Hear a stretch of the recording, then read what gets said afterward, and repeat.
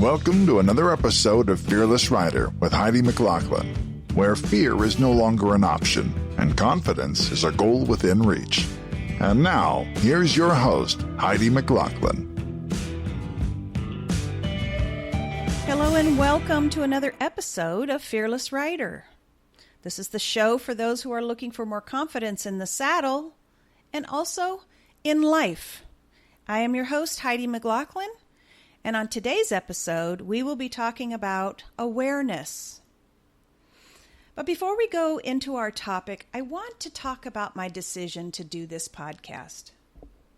Many people have asked me about my reasons for starting a podcast and also what my future plans are. First of all, navigating into the world of technology was not easy and took a lot of perseverance on my part. The learning curve was slow, and many times I just wanted to give up. But I am proof that if you work hard enough, you can teach an old dog new tricks. So since I can't control the future, I believe that all I can do is control myself. So to begin with, one thing life has taught me is that the only things we are truly responsible for is ourselves. I am responsible for my own life, my own feelings, and my own actions. The decision that I made a while back to take personal responsibility for my life and my actions improved my ability to respond to external factors that I don't necessarily have control over. I mean, no one likes to feel out of control, but we can control our response to it. So when life throws us curveballs, how we respond to it defines our true character. So let's talk about the obvious, the coronavirus. I think it's safe to say that this COVID-19 virus has turned our world upside down. I don't know one person that has not been adversely affected in one way or another. Some even more than others. Some of the stories I've heard and witnessed are so sad. There are people who have lost everything as a result. In my case, and with most of my colleagues, our businesses have simply stopped. Horse expos were canceled. Clinics were canceled, and my communication with my audience, as well as my teaching, came to a screeching halt. Being that this is uncharted territory, my first response, if I'm totally honest, was fear. Fear of the unknown. How dangerous is this virus? Were people going to be dying left and right? And how long would it last?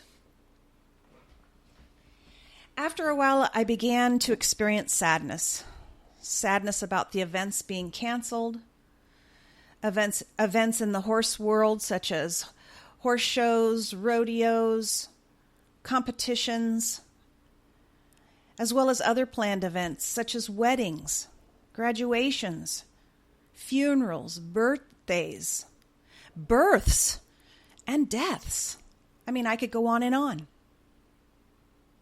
After experiencing, it's kind of hard for me to talk about, but after experiencing bouts of depression and anxiety during all of this, I did what I do when I feel like I have no answers, and I began to pray for directions. Directions on my business, directions for my family, directions for life. It was not long that I started to experience a feeling of empowerment.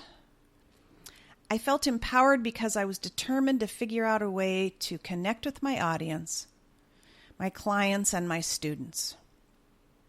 I felt so distant from my job, from my passion, and from others. I knew I had to do something.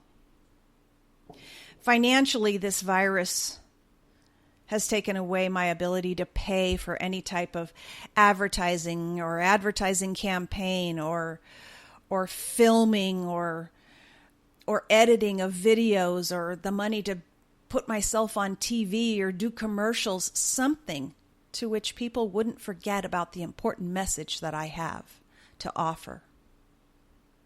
Sadly, social media such as Facebook, Instagram, and Twitter have become so oversaturated that out of my 20,000 fans, only a handful see my posts anymore. So what was I going to do? I did contemplate giving up, retiring. I mean, I'd be lying if I didn't tell you that. At times I was ready to throw up my hands and just walk away. But then I thought about the hundreds of people who now ride without fear, with a renewed confidence, just because they learned my method. That's not because I'm something special. That's not a feather in my cap. But it is my method. The method that I originally fashioned for myself, to help myself out of fear. And then, as God would have it, I began to teach it to others. I remembered that no one out there does what I do. Yes, there are plenty of horse trainers, plenty of clinicians who do have programs for fear. But I'll tell you this, no one does it the way I do. And why is that? Because I don't think any of them experienced fear to the degree that I did. Why am I different? Because I am not a horse trainer. What I am is a former fearful rider. And I know what you're feeling when you're in the saddle and are a bundle of nerves. I know how bad you want to be a good rider, a confident rider, who feels in control in the saddle. And that's why I wrote my book, Kick Your Fear of Horses. And that's why I started conducting clinics. One positive thing that this virus has taught me is how much I value my husband, my family, and my home. I realized how much I've sacrificed in the past few years by being away from home so much. And even though I love what I do, being on the road so much in the past few years has truly taken its toll on me. So as a result of God showing me this, I have decided to limit my travels in the future. So that means I will be limiting my appearances in clinics that have taken me away from my home as much as it has in the past. On a personal note, my mother died this past May. And had it not been for this virus, I would have been on an airplane heading across the country to teach a scheduled 3-day clinic. I would have missed her last breath as I held her hand and told her I loved her. Excuse me. But since I know my message is still important, and also since I'm not getting any younger, I decided that a good solution would be to start a podcast. I wish I had the money to film myself and share it on YouTube, but the expense and the logistics of that made it impossible. And creating a podcast, while frustrating at times, is affordable. Another thing this virus has taught me is that I can live on less money. Like many other people, we had to tighten our belts and figure out what was truly a need and what was just a want. Therefore, even though my bank account might be less, I wanted the podcast to be free. No cost to listeners. And here's why. I realized that the journey God put me on, from fear into confidence, that the wisdom that He gave me to write my book and to develop my method, and the confidence that our Lord gave me to speak in public arenas and to lead my 3-day clinics was not necessarily for me to make money off of, although it would be nice. So I knew if I walked away from all of this, my method would eventually die with me. So I decided that my wisdom should not be kept a secret, especially since it was a gift from God. Although I will accept donations. Okay, we got to get a little lighthearted here. It's getting serious. So one woman recently asked me how long I would do my podcast. Like, how long are you going to do this for? She says to me. I said, I don't know the answer to that. I told her that I would broadcast until I run out of things to say. And I will write until I run out of words. But I do know that I no longer want to waste my energy trying to sell myself or hustle for gigs, because life is too short and I want to live every bit of it doing what I love, close to the people I love, and in gratitude for the lessons God has taught me and the talent that He has given me. So, this is probably a good place to segue into today's topic of awareness. I think all of what I just said shows a lot of awareness lately on my part. We can choose to learn from our past, or we can curse the darkness. But once you choose to learn from your past mistakes, that's where awareness comes in. Remember what the dog whisperer Cesar Millan always says: you must become a cool and calm pack leader. Well, the same goes with horses, and the same goes for your life.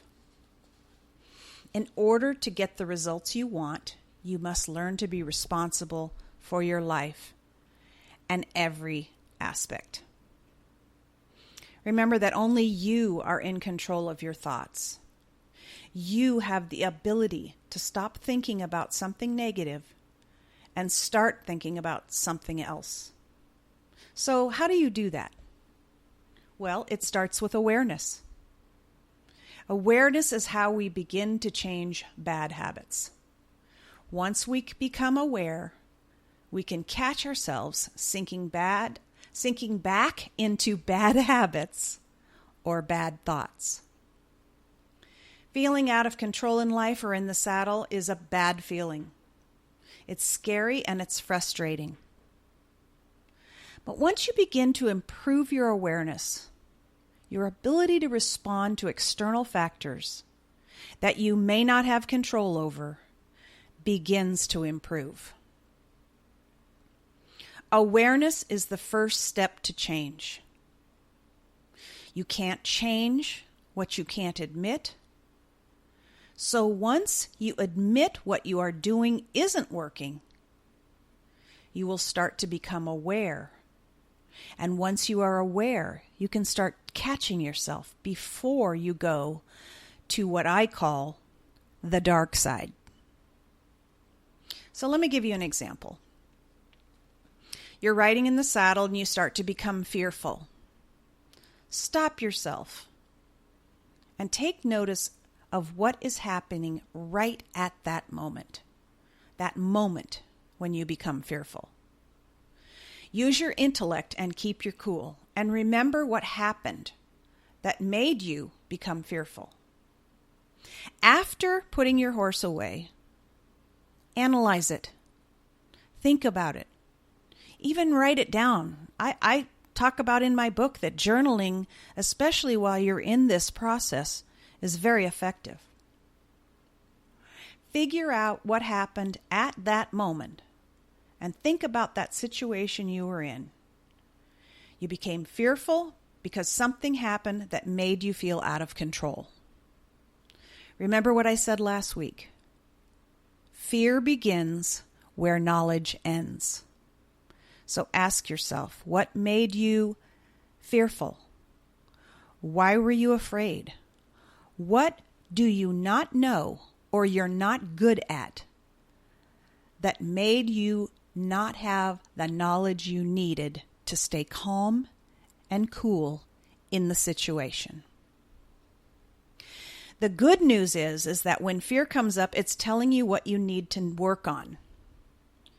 Sometimes I try to replicate some of the situations that I found myself in and work on how I might better handle myself in the same situation in the future.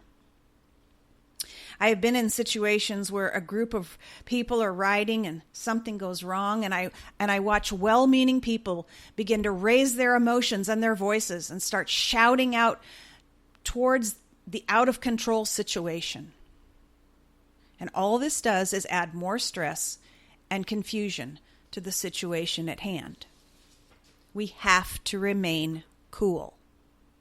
Just like with dogs and being a calm pack leader, we must be calm with our horses and we must be calm in our lives.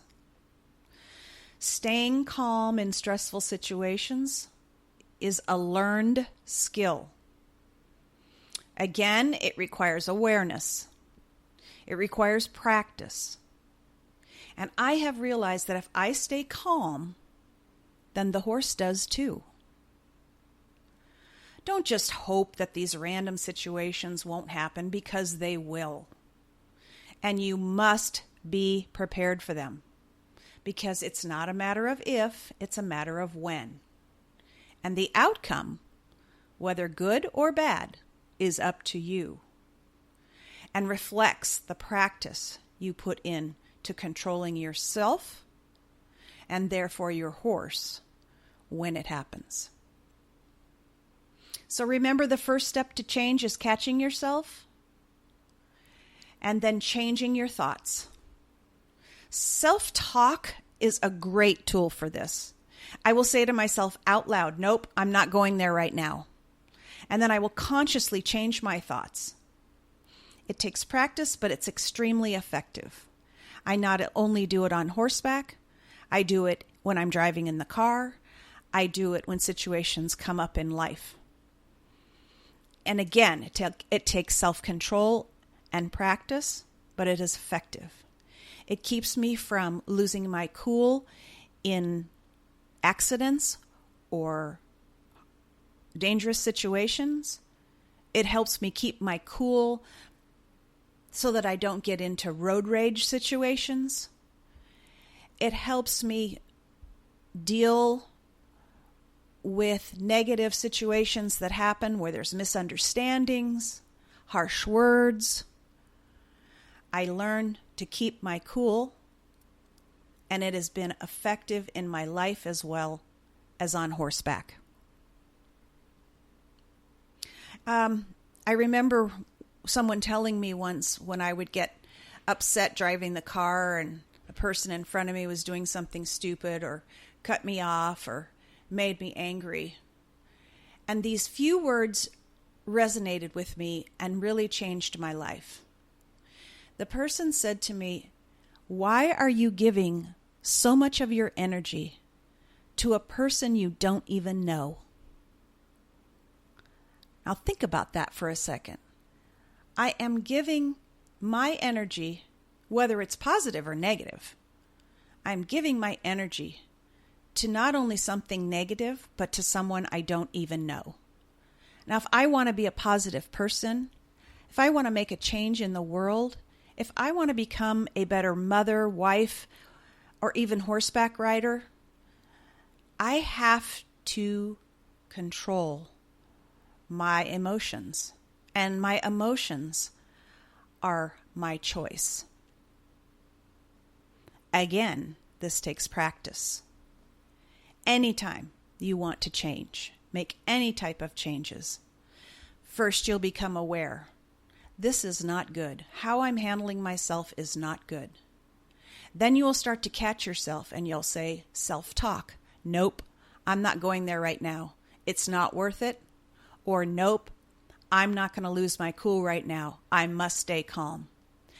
It is effective and it works, but you've got to practice it. You have to be conscious, aware to make it happen.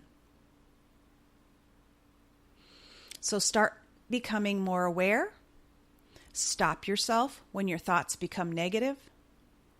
Concentrate on what you want to change and then go make it happen, because only you are in charge of you. This is Heidi McLaughlin, and I am here for you no matter where you are. If you have any questions or topics that you would like me to touch upon, please shoot me an email at heidi@fearlessrider.com. Again, that's Heidi, HEIDI, at fearlessrider.com. So until next week, may God bless your journey into fearless riding and into fearless living. Thanks for listening. I'll talk to you next week.